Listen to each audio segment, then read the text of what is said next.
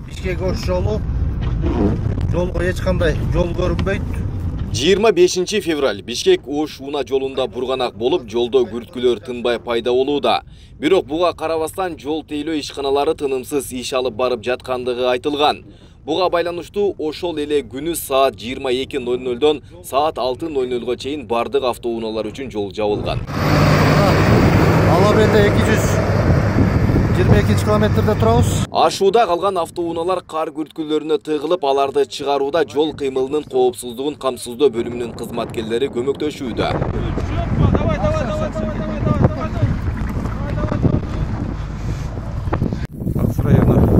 25 январда жааган кардан Аксы районунда Абышев атындагы Ашууда калың кардан улам уна тыгыны жаралып, адамдар карды кол менен тазалаган. Райондук номер 12 жол тейлөө мекемесинин башчысы Алмазбек Муратов кардын калыңдыгы 40 см болгондуктан тазалоо кыйынчылык жаратып жаткандыгын айткан.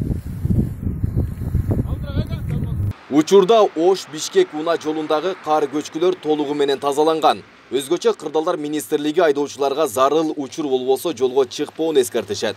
Айдоочуларга Ош Бишкекке, ошондой эле бакы Алапка чаткал жолдоруна, Казарман Акталча жолдоруна каттаган айдоочуларга, ошондой жүргүнчүлөргө эскертип кетебиз. Зарылчылык жок болсо, аба ырайы жакшы болгонго чейин бакы жолго чыкпай турууну, мындан тышкары автоунаалардын баары тиешелүү жабдыктар менен, зынчырлар менен камсыздоону, ошо иш-чараларны жүргүзүүнү эскертебиз. Бул жумада жааган кардан улам Токтогул районундагы Тоолук айылынан Сары Камышка барган электр чубалгылары үзгүлтүккө учураган.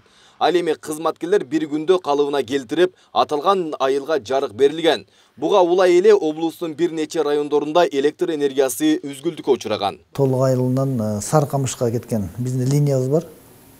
55 километр аралыкта. Ошол линия өчүп калып, ал жакта жол жок, жайлоо менен кетет ал жак.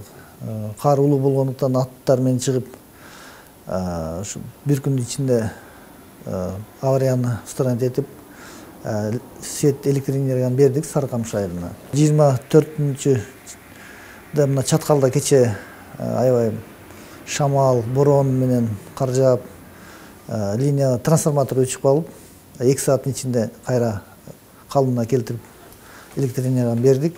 Бишкек Ош, Сусамыр, Талас, Тарас, Уна жолдору ачылды деп билдирди Транспорт жана жол министрлигинин басма сөз кызматы. Ошондой эле Төө Ашу, Алабел, Көкбел, Өтмөк ашуулары кардан тазаланды. Андан тышкары жолдорго инерттүү материалдар себилип жатат. Акыркы 3 күндө жааган кардан улам Бишкек Ош Уна жолундагы 5 жерде кар көчкү түшүп, аны тазалоо учурунда уна кыймылы токтотулган. Айбек Исабеков, Замирбек Тойчубаев, Регион.